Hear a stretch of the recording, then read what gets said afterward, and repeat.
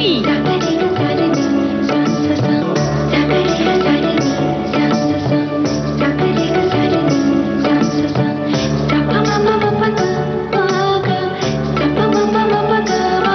सखी सहेली।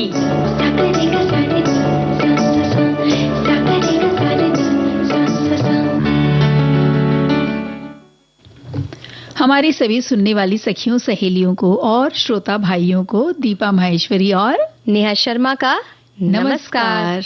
कैसी हो नेहा? मैं तो बिल्कुल ठीक हूँ। कुछ और अच्छी चीजें मुझे मिल जाती अगर जीवन में, जैसे कुछ देखिए खाने के लिए सिर्फ सब्जी रोटी, कुछ छोले पूड़ी मिल जाती, कुछ मिठाइयाँ मिल जाती, तो कुछ संतुष्ट हो जाता मन। देखो संतुष्टि का क्या कोई पैमाना होता है? छोले पूरी जिस दिन मिल जाएंगे तो तुम कहती अरे कुछ पिज्जा मिल जाता तो मजा आ जाता, पिज्जा मिल जाता तो शायद तुम कहती आज तो सैंडविच मिल जाता तो मजा आ जाता, और ये सब मिल जाता तो लगता घर का खाना कब खाएंगे। यानी कि जीवन में बस चाहते चाहते चाहते एक लंबी फहरिस्त हमारे पास होती है ना? बिल्कुल। और संतुष्टि कहाँ हो तो आत्म संतुष्टि का पैमाना, इस विषय पर तुम्हारे साथियों ने बहुत सारे विचार भेजे हैं और हम उनसे चाहते हैं कि कहाँ लगता है हमको कि हाँ जीवन में बस ये इतना मिल गया हम खुश हैं, या इतना ही मिल जाए। हमारे बच्चों को भी हम क्या सिखाएं कि भाई वो जो भाग रहे हैं कभी जॉब के लिए, कभी बिजनेस के लिए, कभी इस शहर से दूसरे शहर अपनी उन्नति के लिए, न सिर्फ अपने परिवार की भी उन्नति के लिए, लेकिन उनको भी हमें जब कहना पड़ता है ना कि भाई थोड़ा आराम कर लो, थोड़े दिन छुट्टी ले लो, वो मानते नहीं। वो बोलते नहीं अगले 10 साल तो हमें ये करना है वो करना है। कहाँ आप बात कर रही हो माँ, अभी छुट्टी का कोई वक्त नहीं है। तो उनको भी थोड़ा सा थमने के लिए कहा जाए तो क्या उसका एक क्या कोई नाप होता है? जैसे किसी हमारे श्रोता ने लिख रखा है कि कोई मापने का कोई मीटर या लीटर में है, तो भाई मीटर लीटर तो नहीं है, हम ही बात करेंगे और पता चलेगा कि भाव है हाँ और क्या चीज का जहाँ पे हमें खुशी मिल जाए, बस दिल प्रफुल्लित हो जाए, ऐसी कौन सी चीज हमारे जिंदगी में, या ऐसी कौन सी घटना या ऐसी कौन सी जरूरत हो सकती है। बिल्कुल। तो अपना पैमाना हमें खुद निर्धारित करना है और हमारे श्रोता हमें बताएंगे कि कौन सा वो पैमाना होना चाहिए। उनके नजरिए से हमारी सखियों ने भी साथ में बातें की है। और आज विषय तो बहुत अच्छा है क्योंकि मन संतुष्ट होने वाले विषय है, जैसे कि व्यंजन भी है आज। व्यंजन तुमने तो शुरुआत ही कर दी थी जी। और सखी विशेष का दिन है, आज शुक्रवार है, तो हम अच्छे कलाकारों से हम की जानकारी लेते हैं। तो आज ले रहे हैं पी लीला। ये कर्नाटक शास्त्रीय संगीत की गायिका है और वहाँ केरल का इनको साहित्य अकादमी पुरस्कार मिल चुका है। अरे वाह। तो इनके बारे में भी जानेंगे, लेकिन दीपा जी आज एक बहुत ही अच्छा दिवस है, मानव अंतरिक्ष उड़ान का अंतर्राष्ट्रीय दिवस। इसके विषय में भी हमारे साथियों ने बहुत सी बातें साझा की हैं जी, और एक अच्छा दिन है ये कह सकते हैं। बिल्कुल। और उन्होंने बहुत सारी शुभकामनाएं भी दी हैं इसके लिए, तो हम उनके शुभकामनाओं को स्वीकार करते हैं, उन्होंने भी शुभकामना देते हैं जी बिल्कुल। और जैसे सभी ने लिखा है कि ये 2011 से हर साल 12 अप्रैल को विश्व स्तर पर मानव अंतरिक्ष उड़ान का अंतर्राष्ट्रीय दिवस माना जाता है। इसी दिन 61 साल पहले सोवियत संघ के यूरी गागरिन ये नामक अंतरिक्ष में जाने वाले पहली यात्री बने थे। बिल्कुल। 12 अप्रैल 1961 को गागरिन ने वोस्तोक एक अंतरिक्ष यान का संचालन किया, जो पहला मानव कक्षीय अंतरिक्ष यान था। वो वोस्तोक 3KA अंतरिक्ष यान में अकेले बैठे थे, जिसे वोस्तोक के रॉकेट पर लॉन्च किया गया था। सुबह करीब 6 बजे अंतरिक्ष यान ने दक्षिणी कजाकिस्तान के बैकोनूर कोस्मोड्रोम से उड़ान भरी थी। कुछ ही मिनटों में गागरिन अंतरिक्ष में प्रवेश करने वाले पहले इंसान बन गए और उन्होंने लगभग 17,500 मील प्रति घंटे की गति से एक बार पृथ्वी का चक्कर लगाया। बिल्कुल। और लैंडिंग से ठीक 4 मील पहले उन्होंने खुद को अंतरिक्ष कैप्सूल से अलग कर लिया और पैराशूट का उपयोग करके सुरक्षित रूप से उतर गए। तो ये एक ऐतिहासिक उड़ान थी अपने आप में और केवल 1 घंटे 48 मिनट तक चली। और गागरिन की उड़ान ने अंतरिक्ष में मानव प्रयास का एक नया अध्याय खोला। ये सोवियत अंतरिक्ष कार्यक्रम के लिए भी एक बड़ी जीत थी, बल्कि विश्व के लिए एक बहुत बड़ी जीत, एक नया कदम उन्होंने रखा। जी। 7 अप्रैल 2011 को संयुक्त राष्ट्र महासभा ने पहली मानव अंतरिक्ष उड़ान की 50वीं वर्षगांठ से कुछ दिन पहले 12 अप्रैल को मानव अंतरिक्ष उड़ान के अंतर्राष्ट्रीय दिवस के रूप में घोषित किया। UNGA द्वारा पारित प्रस्ताव ने इसे अंतर्राष्ट्रीय स्तर पर प्रत्येक वर्ष मानव जाति के लिए अंतरिक्ष युग की शुरुआत का जश्न मनाने के लिए एक दिन कहा था। जी, और साथ में ये भी कहा था कि सतत विकास लक्ष्यों को प्राप्त करने और कल्याण में वृद्धि करने में अंतरिक्ष विज्ञान और प्रौद्योगिकी के महत्वपूर्ण योगदान की पुष्टि करने का ये दिन माना जाना चाहिए, और तब से हम ये दिन मनाते आ रहे हैं। बिल्कुल, और कितनी अच्छी उपलब्धि हमें प्राप्त की। और दीपा जी, कुछ इसी तरह की सारी जानकारी भी हमारे साथियों ने दी है। जो जानकारी हमने दी है वो भी उन्होंने भी भेजी है, और हमें पता है कि बहुत सी ऐसी अच्छी अच्छी जानकारी हमारे सभी साथी रखते हैं, और कुछ जानकारी हम सोचते हैं कि हम उनसे बांटेंगे और वो उससे ज्यादा जानकारी हम तक पहुंचा देते हैं। बिल्कुल, और गीत हम पहुंचा देते हैं उन तक। बिल्कुल।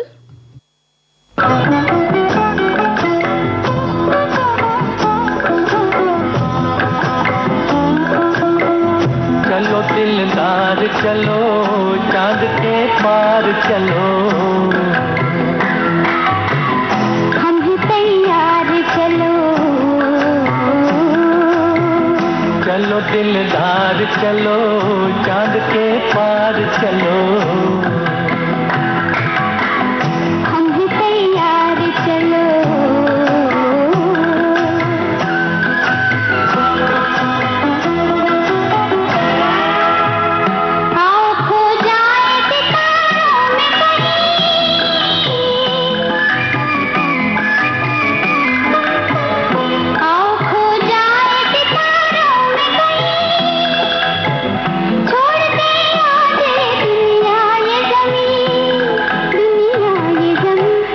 चलो दिलदार चलो, चांद के पार चलो, हम भी तैयार चलो,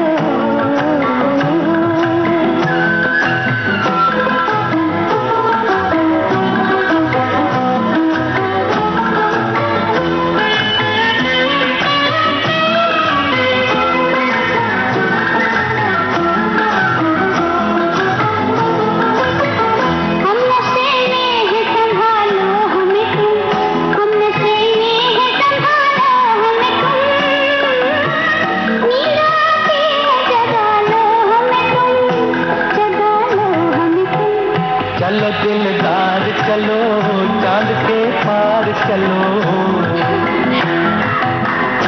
भी तैयार चलो,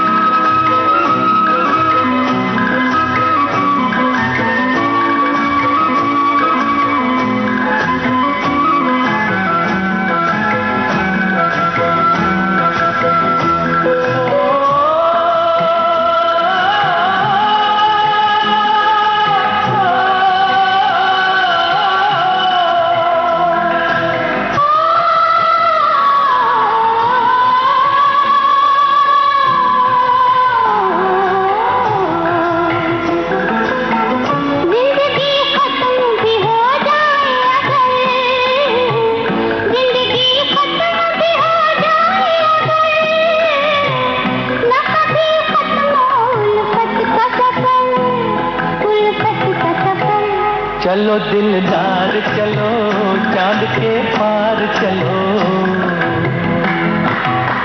हम भी तैयार चलो, चलो दिलदार चलो, चांद के पार चलो, हम भी तैयार चलो, चलो दिलदार चलो, चांद के पार चलो। चांद के पार जाकर भी किसी संतुष्टि मिल सकती है दीपा जी। लेकिन जो उड़ान की बात होती है ना, हाँ, बात हो रही थी उड़ान की, तो देखिए उड़ान ने तो अंतरिक्ष उड़ान, जो मानव ने अंतरिक्ष उड़ान ली है वो तो चांद के पार क्या, चांद पे भी गए हैं, और हाँ हाँ हाँ चांद के पार भी गए हैं। बिल्कुल। और इसी तरह से कुछ उड़ानें ऐसी होती हैं जो हम धरती पर रहकर भी तय कर लेते हैं। हाँ। और वो अपनी कला की उड़ानें होती हैं, अपने जो एक उत्साह होता है या कुछ पाने की इच्छा होती है तो हम उसके प्रति प्रयत्नशील होते हैं और उसके बाद हम उसे पा लेते हैं। बिल्कुल। और वो उड़ान में जो खुशी है जी, शायद उसमें तो बिल्कुल आत्मसंतुष्टि हाँ। मिलती ही है ना। और जीवन में इसी तरह से पाने की जो इच्छा, लालसा और उसके जी। लिए जो भरसक कोशिश होती है, जी। उसको जब बाद में मान सम्मान मिलता है या उसके लिए जब पहचाने जाते हैं हम, तो उसकी भी जो संतुष्टि होती है वो उसकी बात ही अलग होती है। बिल्कुल। और इसी बात को लेकर चलते हैं पी लीला, जो कर्नाटक शास्त्रीय संगीत गायिका हैं जी। और पार्श्व गायिका भी हैं। वो एक संगीत निर्देशिका भी रही। वो उन्होंने मलयालम, तेलुगु, तमिल, कन्नड़, हिंदी, बंगाली, संस्कृत, उड़िया, गुजराती, मराठी सहित मतलब इतने सारे भारतीय भाषाओं में 5000 से अधिक गाने रिकॉर्ड किए हैं। वाह। और उनका जन्म हुआ 1934 में चित्तूर, पलक्कड़ में, केरल में, वी.के. कुंजन मेनन और पोरियाथ मीनाक्षी अम्मा के यहाँ पे उनका जन्म हुआ था। जी। 3 बेटियां थी, शरद, भानुमति और लीला। ये सबसे छोटी थी। वी.के. शारदा भानुमति और लीला, तो ये सबसे छोटी थी। वी.के. कुंजन मेनन एर्नाकुलम में के स्कूल में शिक्षक थे वो, और उनके पिता, लीला के पिता, ये चाहते थे कि वो और उनकी बहनें कर्नाटक संगीत सीखें। और वो कहती थी कि वो जो गायक बन पाई हैं उसका कारण उनके पिता ही हैं, क्योंकि पिता को कर्नाटक संगीत में बहुत रुचि थी। और अपनी सबसे छोटी बेटी के उल्लेखनीय रूप से वो देखते थे कि जो लीला थी, पी लीला, वो मधुर और लचीली संगीत में आवाज उनकी थी, तो इसलिए उनके पिता चाहते थे कि वो संगीतकार के रूप में ढलें। और अपना जीवन भर का उन्होंने मिशन बना लिया था एक तरह से, अपने सारे जीवन के जो लक्ष्य थे उनको अलग करके। और 13 साल की उम्र में उन्होंने सभी दक्षिण भारतीय भाषाओं, जैसे हमने अभी जिक्र किया, तमिल, तेलुगु, मलयालम, कन्नड़, इसमें 5000 से अधिक गाने गाए थे। उन्होंने एक बंगाली फिल्म और एक सिंहली फिल्मों में भी गाना गाया। उनके गीत अपने भावनात्मक स्पर्श और शास्त्रीय अनुशासन के लिए जाने जाते हैं। उन्होंने फिल्म उद्योग और कर्नाटक संगीत दोनों में गायन करके अपना नाम बनाया। और कर्नाटक संगीत के 3 दिग्गज जो उस वक्त के हुआ करते थे ना नेहा, सुब्बुलक्ष्मी जी, M.L. वसंत कुमारी और D.K. पट्टमल, इन सब के साथ उन्होंने गाना गाया। और उन्होंने खुद कहती थी कि इन तीनों के साथ गाना मेरे लिए बहुत बड़ा मतलब मान सम्मान की बात है। जी। और उस दौर के महान संगीत निर्देशकों के साथ भी उन्होंने काम किया और दक्षिण भारतीय फिल्म उद्योग के कई प्रमुख गायकों के साथ वो गाई। 1949 में अपनी शुरुआत के बाद से 2 दशकों और उससे अधिक समय तक वो दक्षिण भारतीय सिनेमा में सबसे अधिक मांग वाली पार्श्व गायिका रही। दरअसल अन्य गायन आइकॉन जो थी पी सुशीला के उदय तक वो वस्तुतः दक्षिण में पार्श्व गायन की रानी थी। तमिल, तेलुगु, कन्नड़ और अपनी भाषा मलयालम में तो गाती ही थी। साथ ही उन्होंने सिंहली फिल्मों में भी गाने गाए। और उनके करियर की सबसे उत्कृष्ट विशेषता अगर देखा जाए तो ये है कि वो दक्षिण की एकमात्र प्रसिद्ध महिला पार्श्व गायक थी जिन्होंने शास्त्रीय कर्नाटक संगीत में कठोर प्रशिक्षण प्राप्त किया था। अपने पिता और परिवार के साथ मद्रास में स्थानांतरित होने के बाद उन्होंने वडक्कनचेरी, राम भागवतर और पथमदई कृष्णा अय्यर और मारुथु वाकुड़ी राजगोपाला अय्यर जैसे दिग्गजों के अधीन उन्होंने सीखा था, तो इनसे शिक्षा उन्होंने ली। और इसके पहले कोचीन में एक युवा लड़की के रूप में उन्होंने संगीतकार टीवी गोपाल कृष्णन के चाचा मणि भगवतार से प्रशिक्षण लिया था। देखिए प्रशिक्षण इतना कुछ है दीपा जी, थोड़ा एक अंतराल तो लेना चाहिए। चलिए।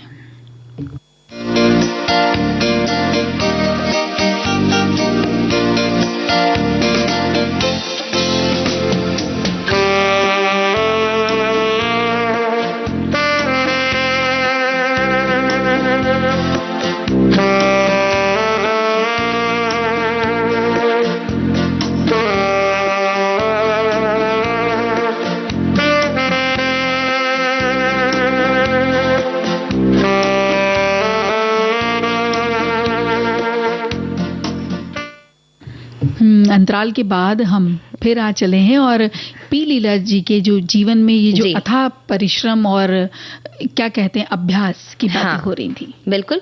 और जब उन्होंने कई दिग्गजों के अधीन सीखा, ऐसा हमने बताया, और कोचीन में एक युवा लड़की के रूप में उन्होंने संगीतकार टीवी गोपाल कृष्णन के चाचा मणि भगवतार से प्रशिक्षण लिया था।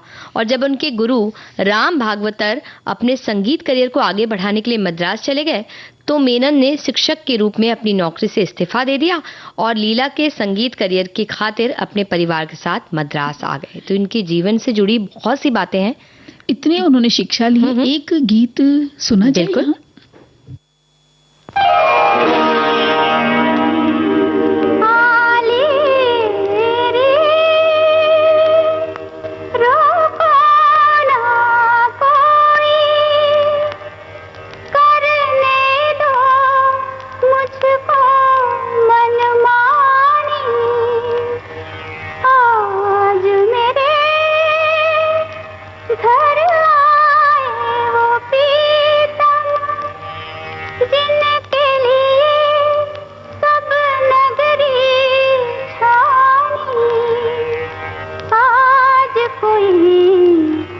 बंधन ना भाए, आज है खुल खेलन की हानि।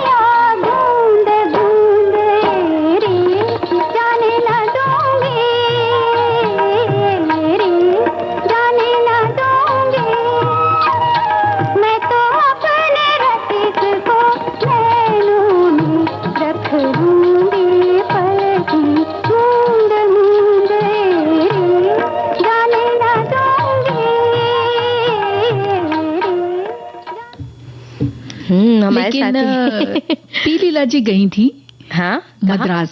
अच्छा। और उनके पिता ने शहर में भी एक संगीत कार्यक्रम, मतलब उन्होंने कोई संगीत कार्यक्रम छोड़ा नहीं था उस वक्त मद्रास में, कि जहाँ पे वो पी लीला को लेकर नहीं जाते थे और वो वहाँ के दिग्गजों को सुनती थी। अच्छा। और उनकी कला की बारियों को सुन सुन के उन्होंने सीखा। लीला ने शहर में कई संगीत प्रतियोगिताओं में पुरस्कार जीते और आश्चर्य की बात नहीं थी कि घंटाशाला वेंकटेश्वर राव जैसे फिल्म संगीतकारों की नजर उन पर पड़ी। और 1948 में एक तमिल फिल्म में गीत गाने का उन्हें प्रस्ताव आया। उनका परिवार इस बात के लिए अनिच्छुक था, लेकिन उन्हें स्वीकार करने के लिए मना लिया गया और लीला ने कंगनम में पार्श्व गायिका के रूप में अपनी भूमिका निभाई। वर्ष 1949 में तेलुगु सिनेमा में लीला के पार्श्व गायन करियर के लिए एक महत्वपूर्ण मोड़ साबित हुआ, जब उन्होंने 3 फिल्मों में गाना गाया। तेलुगु में उनकी शुरुआत हुई मन देशम से। दूसरी फिल्म सुपरहिट थी मिर्जापुरम राजा की किलू गुर्रम, और फिर आई फिल्म जिसने उन्हें प्रसिद्धि दिलाई, केवी रेड्डी की गुण सुंदरी कथा, जिसमें लीला ने सभी गाने गाए। जी, और घंटाशाला की कंपनी के लिए संगीत तैयार किया और कुछ गाने भी गाए। इस फिल्म के बाद फिल्म में और बाद में तमिल रीमेक, इस फिल्म की तमिल रीमेक बनी 1955 में और लीला ने अधिकांश गाने इस फिल्म में गाए थे और वो गाने भी सारे हिट हुए। 1950 के दशक में लीला ने सभी दक्षिण भारतीय फिल्मों में गाना शुरू कर दिया था। उनकी तमिल हिट फिल्मों की लिस्ट बहुत लंबी है, लेकिन ओरियडम थानीले का उल्लेख बहुत जरूरी हो जाता है यहाँ।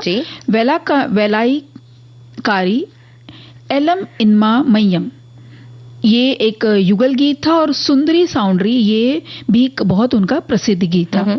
एक और यादगार गीत एक नृत्य युगल है जो उन्होंने जेमिनी स्टूडियोज के लिए गाया था, वांजी कोटाई वालीबन। इस गीत की रचना हिंदी फिल्म संगीतकार सी रामचंद्र ने की थी। जी, पी लीला किसी भी तरह का अगर गीत उन्हें दिया जाता तो बड़ी आसानी से गा लेती थी। आज भी उनका गाया भक्ति चक्र, कृष्ण कृष्ण गुरुवायूर मंदिर में भोर में बजाया जाता है। उनकी भक्ति गीत दुनिया के कई हिस्सों में सबसे ज्यादा बिकने वाले हैं। कम ही लोग जानते हैं कि लीला ने एक तेलुगु फिल्म के लिए संगीत तैयार किया था, चिन्नारी पापालू नाम है उसका फिल्म का। तो इतना सब पाने के बाद भी, इतना सब कुछ, इतनी सफलताएं देखने के बाद भी पी लीला के अंदर बहुत ज्यादा विनम्रता थी और अपनी सफलता के बावजूद वो चित्तौड़ की एक मामूली सी छोटे से शहर की लड़की बनी रही। बिल्कुल, और उनके पुरस्कार और सम्मान की तो पूरी तरह से हम बात नहीं कर सकते हैं, क्योंकि इतनी बड़ी लिस्ट है ये कि जिसके लिए एक अलग से कार्यक्रम किया जा सकता है। बिल्कुल। फिर भी जो मुख्य पुरस्कार या सम्मान है उनकी बात करें तो 2006 में पद्म भूषण उन्हें मिला, 1992 में कलाई मामणी उपाधि उन्हें मिली, 1983 में सर्वश्रेष्ठ शास्त्रीय संगीतकार के लिए केरल साहित्य अकादमी पुरस्कार उन्हें मिला और 1969 में केरल सरकार द्वारा सर्वश्रेष्ठ पार्श्व गायिका का पुरस्कार उन्हें मिला। और इसके अलावा भी उन्हें कई सारे पुरस्कार और सम्मान दिए गए, कई उपाधि भी दी गई, और जिनको पा करके भी कहीं पे भी उनको कभी ऐसा नहीं लगा कि मेरी शिक्षा पूर्ण हुई या मैंने बहुत कुछ सीख लिया। वे जीवन के अंत तक अपनी शिक्षा को बनाए रखे।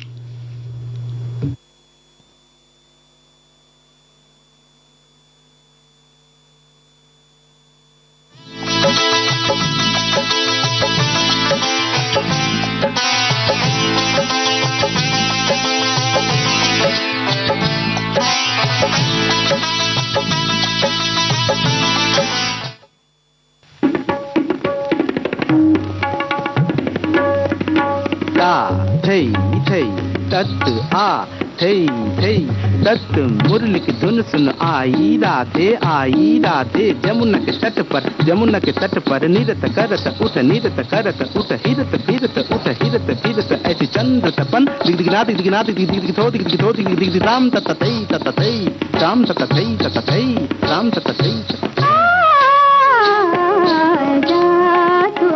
नहीं बोलूं कन्हैया, जादू से नहीं बोलूं कन्हैया, राह चलत पकड़ी मुरी भैया, राह चलत पकड़ी मुरी भैया, जादू से नहीं, जादू से नहीं, जादू से नहीं बोलूं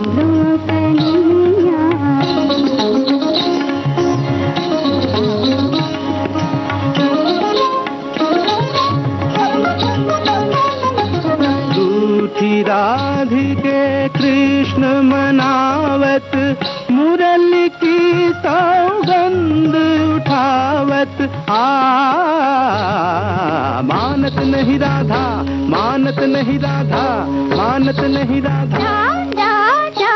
राधा तोते नहीं बोलूं कन्हैया, राह चलत पकड़ी मुरी बैया, राह चलत पकड़ी मुरी बैया। जा तोते नहीं, जा तोते नहीं, जा तोते नहीं बोलूं कन्हैया।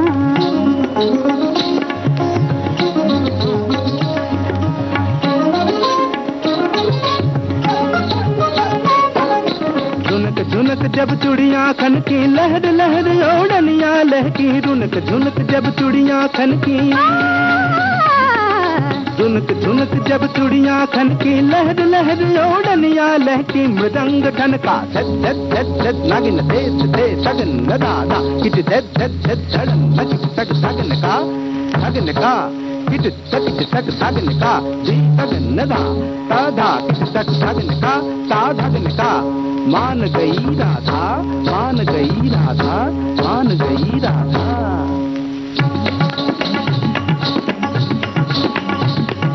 साथ यथ यथत, साथ यथ यथत, साथ यथ यथत, सत सत।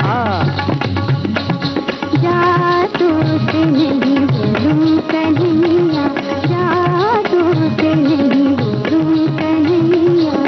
राह चलत पकड़ी मुरी बैया, राह चलत पकड़ी मुरी बैया। जा तोते नहीं, जा तोते नहीं, जा तोते नहीं बोलूं कन्हैया। तो इस तरह से नहीं बोलने की जो बात की जा रही है, तो उसमें भी संतुष्टि नहीं होती। कभी कोई बात नहीं करता है तो भी संतुष्टि नहीं। बोला तो जाता है हम आपसे बात ही कर रहे हैं, लेकिन चाहते हैं कि आप हमें मनाएं और बात करें, है ना? बिल्कुल। ये तो होता ही है भाई। देखो, संतुष्टि वाली जो बात हो रही थी, आत्मसंतुष्टि, या कहाँ हमें अपनी जरूरतों को रोक लगानी है। बहुत सारे संदेश आए हैं और बहुत जो भागीदारी दी है हमारे सभी श्रोताओं ने, बहुत अच्छा लग रहा है पढ़ के। पहला तो ये पढ़ना चाहते हैं कि साई इतना दीजिए जाके जा में कुटुंब समाए, मैं भी भूखा ना रहूं साधु ना भूखा जाए। तो उनका ये कहना है कि मेरा तो यही आत्मसंतुष्टि का पैमाना है। तो बिल्कुल क्या बात है, बहुत ही अच्छी बात है कि किसी को अगर कोई आता है हमारे पास तो हम उसे पर्याप्त तरीके से दे सकें और खुद भी उतना रख सकें। तो ये भी एक, ये तो बहुत बड़ी संतुष्टि का पैमाना है कि हम भी भूखे नहीं रहे और सामने वाला भी भूखा ना रहे। तो ये तो बहुत गहरी बात है। लेकिन एक और बात है, एक अंतराल लेना होगा नेहा, फिर हम इस विषय पे खूब सारी बातें। बिल्कुल।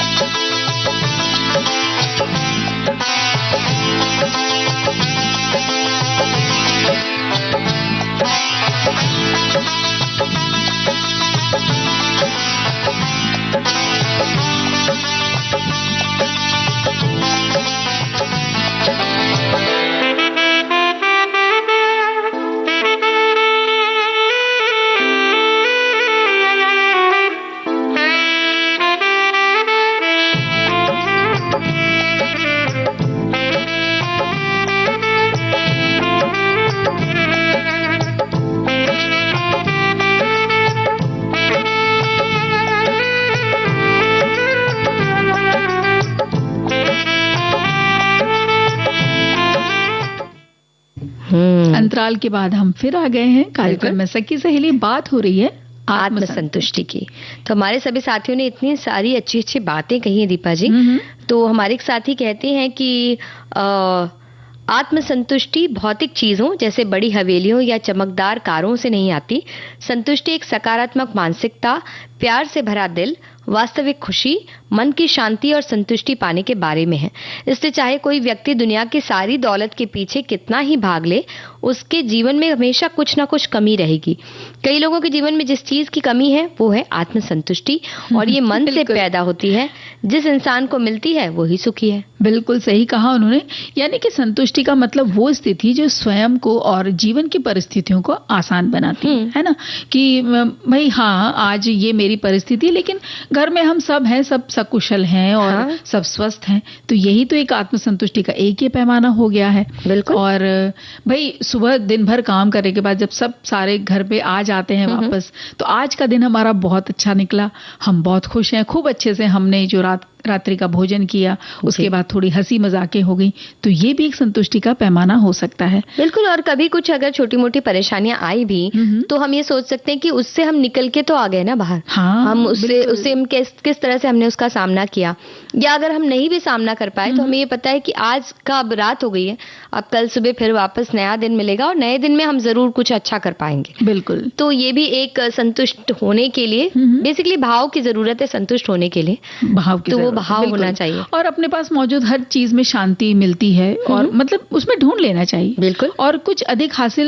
नहीं होती है ना, तो फिर ये जो कोसना हम शुरू कर देते हैं, अरे यार ये नहीं है, वो नहीं है, गाड़ी खरीदनी है अभी तो, और अभी तो घर बनाना है, या घर मान लीजिए कि एक कमरे वाला है तो अभी तो 2 BHK का फ्लैट लेना है, तो ये फिर चीजें लेना है, ठीक है, बिल्कुल वो भी जरूरी है, उसकी कोशिश करते हुए थोड़ा संतुष्ट रह करके अपने आप को कोसे ना, और ये ना करें कि कब होगा, तो फिर देखिए वहां से वो ना धीरे धीरे मन की संतुष्टि फिर दूर दूर भागने लगती है। बिल्कुल। और मन ही मन ऐसा लगता है ना कि हमारे पास ये नहीं है, फिर क्या नहीं है पर हमारा पूरा ध्यान केंद्रित हो जाता है, बजाय इसकी कि क्या क्या हमारे पास है। हो सकता है हमारे पास घर छोटा हो लेकिन हमारे पास घर है, बहुत से लोगों के पास घर नहीं है, तो हम उसमें भी संतुष्ट हो सकते हैं कि हम इसमें मैनेज कर सकते हैं, किस तरह से हम रह सकते हैं। घर अगर छोटा लग रहा है, जगह कम लग रही है, तो हम किस तरह से अपनी जो गैर जरूरी चीजें जो भर रखे हैं उससे निकाल कर जगह बना सकते हैं। सही बात। तो इसी तरह से गैर जरूरी भावनाओं को भी बाहर निकाल कर जगह बना सकते हैं। और एक संदेश यहाँ पर आया है नेहा, ये लिखते हैं कि इस आत्मसंतुष्टि का मतलब है वो काम, हर चीज, हर परिणाम जो आपको प्रसन्नता प्रदान करे। पर जहां तक मेरा मानना है, आत्मसंतुष्टि का कोई पैमाना हो ही नहीं सकता। समय और परिस्थितियां बदलती रहती हैं और उसी अनुरूप इंसान का रहन सहन का स्तर और व्यवहार बदल जाता है। आज एक बच्चा भी 99% लाकर भी संतुष्ट नहीं है। वो यही सोचता है कि मेरे 1% क्यों कम हुए, और संतुष्टि तभी मिलती है जब हम उसमें संतुष्ट रहें जो हमारे पास है, हमें मिला है और हम उससे खुश हों।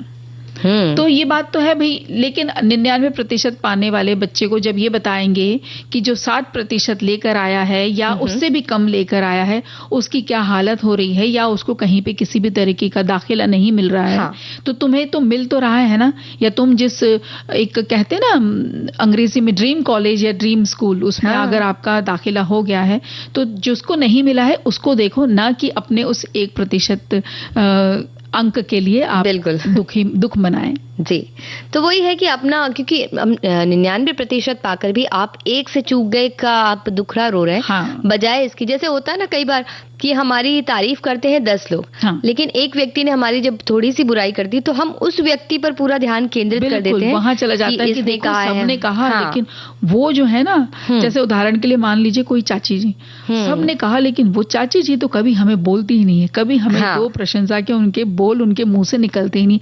जब आपको पता ही है कि वो चाची जी बोलेंगे ही नहीं, तो उस चीज को स्वीकार कर लीजिए। नहीं, पर अगर बाय चांस उन चाची जी ने अगर तारीफ कर दी तो भी फिर बर्दाश्त नहीं होता, लगता है कि इनके कुछ तो बात है कि ये बार बार हमारी तारीफ क्यों कर रही हैं इस तरीके से। आज तो कुछ गड़बड़ है, या तो चाची जी को कुछ मतलब होगा या कुछ काम हमसे कराना होगा, इसलिए इतनी तारीफ कर रही है, यानी कि हमें खुश नहीं होना चाहते। बात ऐसी हो जाती है ना। हाँ, तो क्या करें, एक गीत सुने? बिल्कुल।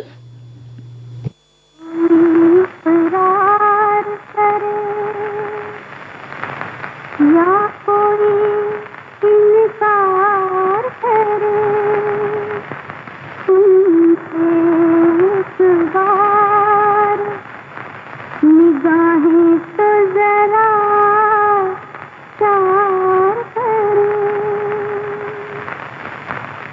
तुम हंसी हो, तुम्हें सब दिल में जगा देते हैं,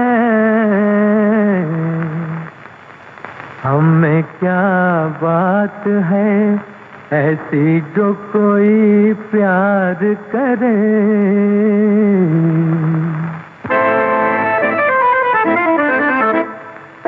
मैं तुमसे पूछती हूँ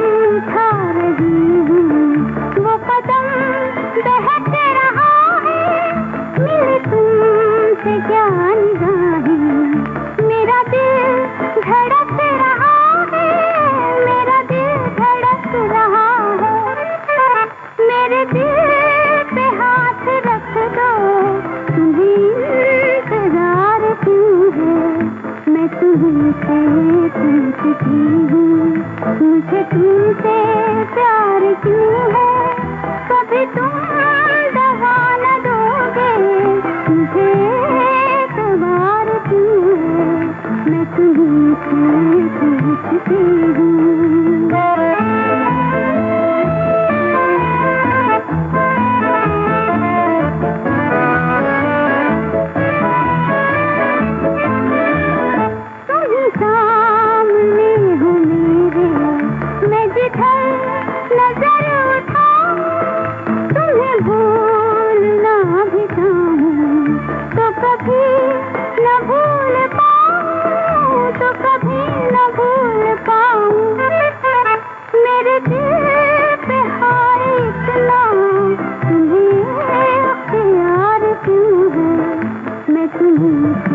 पूछती हूँ। मुझे तुमसे प्यार क्यों है, कभी तुम दगा न दोगे, मुझे एतबार क्यों है, मैं तुमसे पूछती हूँ। तो मैं भी कुछ पूछना चाहती हूँ पूछिए कि हर छोटी चीज के लिए आभार मानना चाहिए या नहीं मानना चाहिए? मानना चाहिए थोड़ा थोड़ा, है ना? क्योंकि बहुत सी चीजें ऐसी हैं जो हमें छोटी लगती हैं कई बार, लेकिन वो जिसने हमें दी है उन्होंने तो धीरे धीरे अपने लिए छोटा छोटा कदम अगर बढ़ाया है, छोटे छोटे प्रयास किए, जी। लेकिन उन्होंने हमारी खुशी के लिए या हमें कोई चीज देने के लिए और छोटी कुछ तो चीज मदद की ना। मतलब कुछ भी छोटी सी बात हो सकती है आपकी दिनचर्या में भी। जैसे अगर आप रोज सूर्य नमस्कार करते हैं, हाँ। तो मान लीजिए 5 करते हैं रोज, जी। लेकिन आज के दिन आपने 6 कर लिया, हाँ, तो उसके लिए भी आभार मान सकते हैं, ईश्वर का धन्यवाद दे सकते हैं, या आप जिनको मानते हैं आप अपने मम्मी पापा से भी खुश होकर बोल सकते हैं, या बड़े अपने बच्चों को बता सकते हैं, अरे रोज 5 करती थी, आज तो मैंने 6 कर लिए। खुद के लिए भी आभार प्रकट कर सकते हैं कि आपने एक और कदम बढ़ा लिया आगे हाँ, बढ़ने के लिए, बिल्कुल। और इतनी अच्छी तरह से, जैसे आप 5 करते थे और अब आप 6 कर लिए, कल को आप और आगे बढ़ते जाएंगे, तो खुद के लिए भी अच्छा सोचना बहुत जरूरी है जीवन तो जब में। आभार मानते हैं ना, तो उसके लिए जैसे कई जगह पे हमने पढ़ा भी है, और हम किसी से हम देखते आ रहे हैं हमारे परिवार में कि एक हमारे दूर के रिश्तेदार हैं, वो हमेशा हर चीज के लिए लिखते हैं। वो थैंक यू या धन्यवाद लिख के दिन भर में क्या क्या चीज उनके साथ अच्छी हुई और किसकी वजह से हुई, उनको वो धन्यवाद लिखते हैं। तो ये जो समय निकालना है आभार मानने का या धन्यवाद देने का, या अपने मन में एक ग्रेटिट्यूड की भावना लेके आने का, तो बोलते हैं कि मुझे बहुत संतुष्टि मिलती है, मैं बहुत खुश रहता हूँ दिन के अंत में, जब मैं बिल्कुल अब सब काम हो चुके हैं, हम हर चीज से बिल्कुल, खाने का भी काम हो गया है, सब कुछ हो चुका है, भोजन हो चुका है, और अब मुझे अच्छा लग रहा है वो लिखना।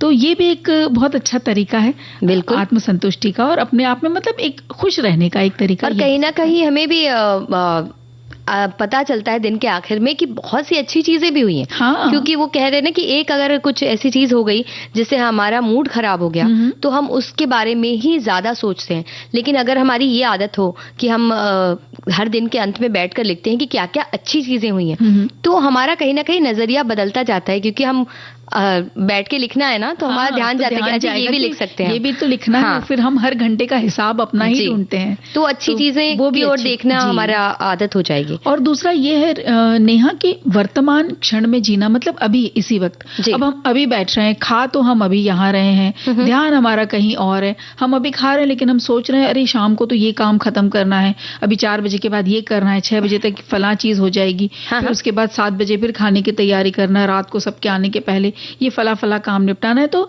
जब जहां है अभी इस वक्त आप एक कार्यक्रम का आनंद ले रहे हैं, तो बिल्कुल वो लीजिए, है ना। तो उसी क्षण में जीना बहुत जरूरी है। बिल्कुल।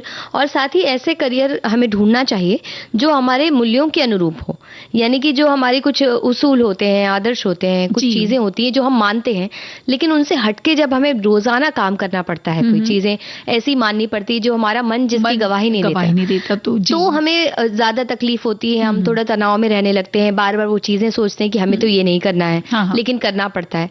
तो इसकी बजाय आप शुरुआत में तो आप करियर लेते वक्त ये सारी चीजें सोचते हैं कि इससे हमें फायदा ज्यादा होगा, इस तरीके की चीजें, लेकिन आप कहीं ना कहीं ये भी सोचिए कि अगर आपके उसूल इतने पक्के हैं कि जिनके थोड़े भी हिलने से, या कोई ऐसी आप नजरिया है आपका कोई जो आप बिल्कुल मानते हैं, उसको थोड़ा भी बदलने से आपको दुख होता है और वो अच्छे नजरिया है, अच्छे सकारात्मक है, तो उसके लिए फिर आप उतना ज्यादा सोच समझ कर ही अपना करियर चुनें। और उसके लिए हम थोड़ा परिश्रम भी करते हैं, लेकिन अपने मूल्य क्योंकि हमने बनाए रखे हैं, वो अडिग नहीं है, तो खुशी भी हमें बहुत मिलती है। बिल्कुल। और साथ में एक ये है ना कि एक बहुत जरूरी बात है कि दूसरों से अपनी तुलना करना या किसी और के साथ तुलना करना, ये छोड़ना बहुत ज्यादा जरूरी है। बिल्कुल। क्योंकि वो कहते हैं ना, बड़े जो कहते हैं कि कुछ अच्छा सीखना है तो अपने ऊपर वाले को देखना, और जब खुशी रहना है तो वो देखो हमसे थोड़ा नीचे जिनके पास वो भी नहीं है जो हमारे पास है। तो ऊपर ना देखो कि भाई उनके पास क्या है, कि कोई अगर हम अगर 2 कमरों के घर में रह रहे हैं तो आप 4 कमरे वालों के घर को अगर आप देखते रहेंगे कि अरे उनके पास इतना आ गया, तो हम कभी खुश नहीं हो पाएंगे। तुलना करनी है तो उनसे करो कि जिनके पास, जो आपके पास है जितना बड़ा घर उनका भी नहीं है। तो यहाँ पे फिर एक संतुष्टि आ जाती है कि देखो उनके पास नहीं है, हमारे पास इतना तो है, कम से कम हम अच्छे से रह तो रहे हैं। तो अपने से ऊपर वालों को देखने में जो तुलना, अगर नजरिया तुलनात्मक हो गया तो फिर बड़ा संकट आ जाता है जीवन में, और फिर हम खुशी की तरफ जाना तो चाहते हैं और फिर रुकते चले जाते हैं। तो हमें ये दिखने लगता है कि हमारे पास क्या क्या चीजें नहीं है। वैसे ही एक सबसे जरूरी चीज जो है, सोशल मीडिया का उपयोग कम कीजिए।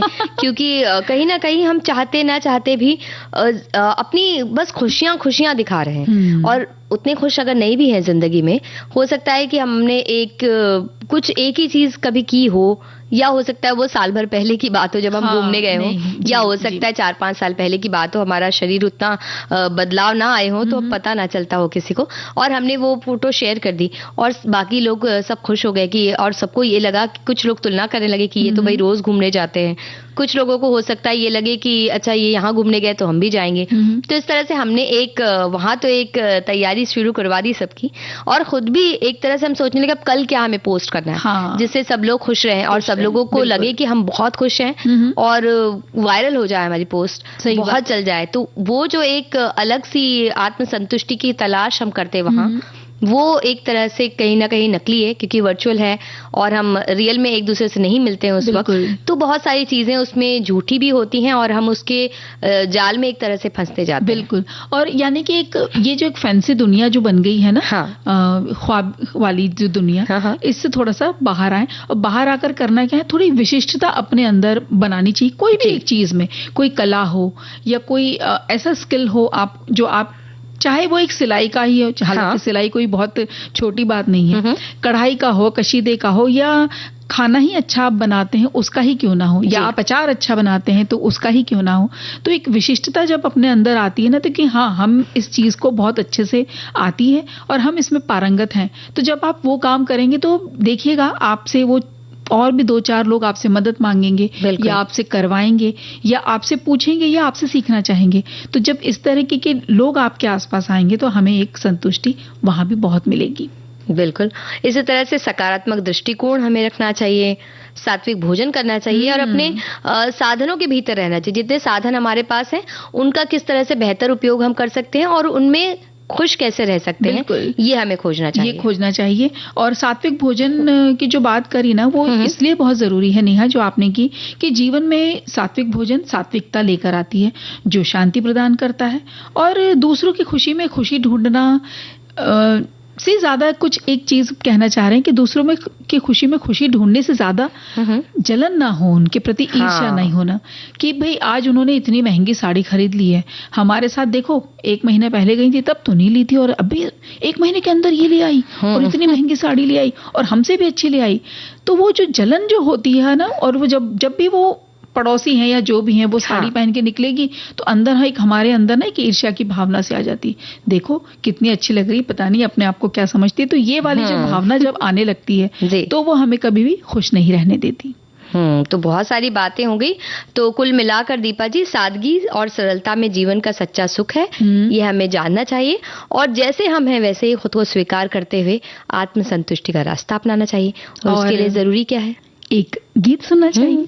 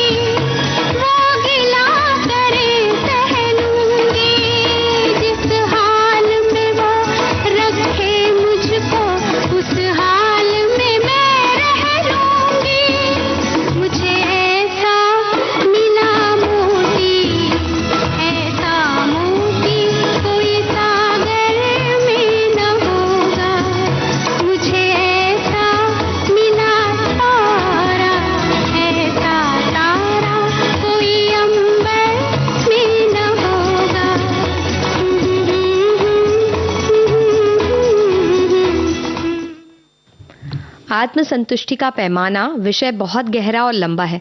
बहुत कुछ कहा जा सकता है, जो प्राप्त है वही पर्याप्त है। इस भाव से हमारा जीवन निकलता है और हम हमेशा कृतज्ञता के भाव में ही हैं।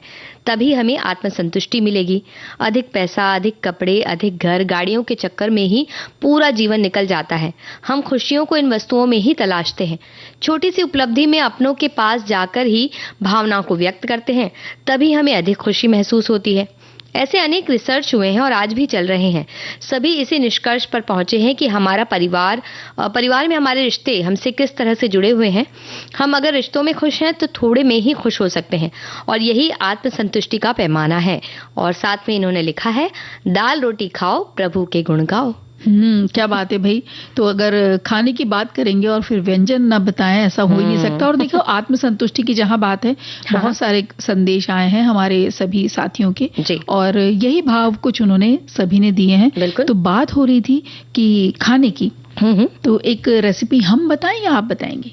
भाई, एक रेसिपी आप बताइए पहले, फिर हम बताएंगे। जी, तो ये रेसिपी हमारी सखी ने ही लिख भेजी है। इन्होंने बताया है, चटपटे फलाहार आलू। उबले हुए आलू आपकी आवश्यकता अनुसार काट लें।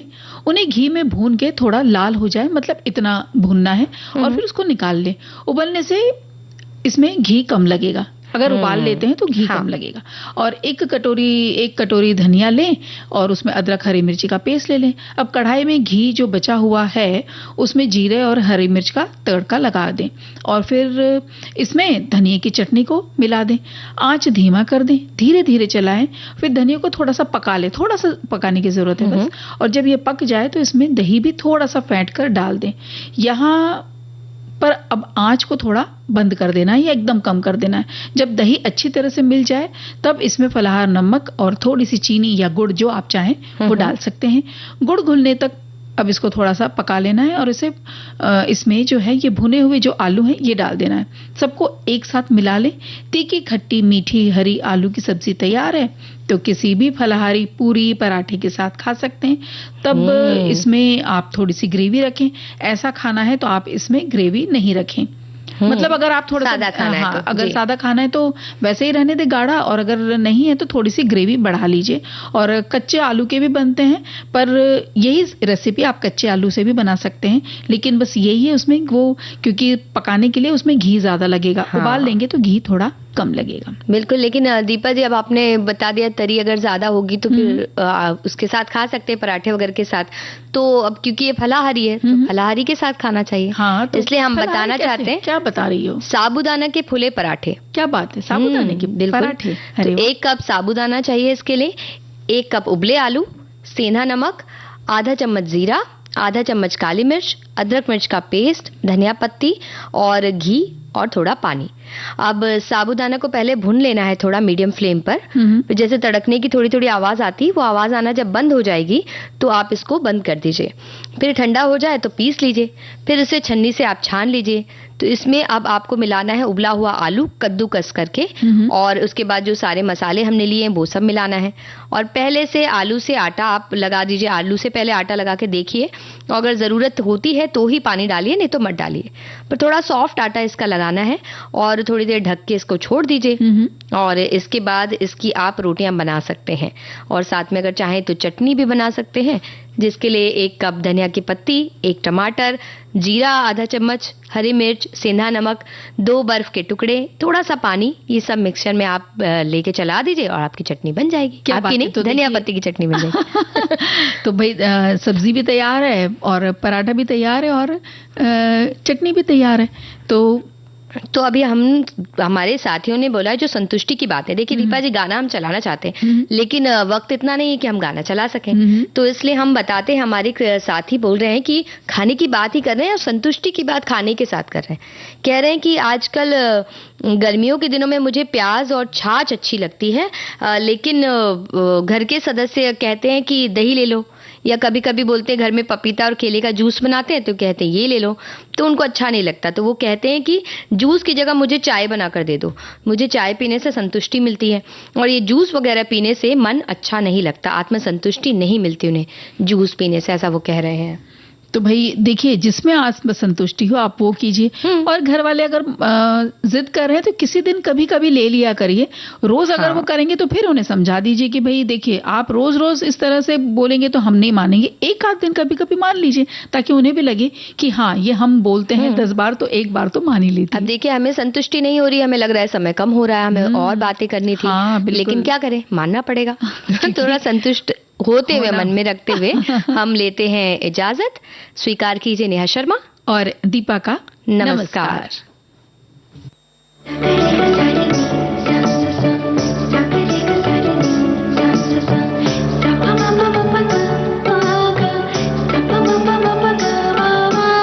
सखी सहेली।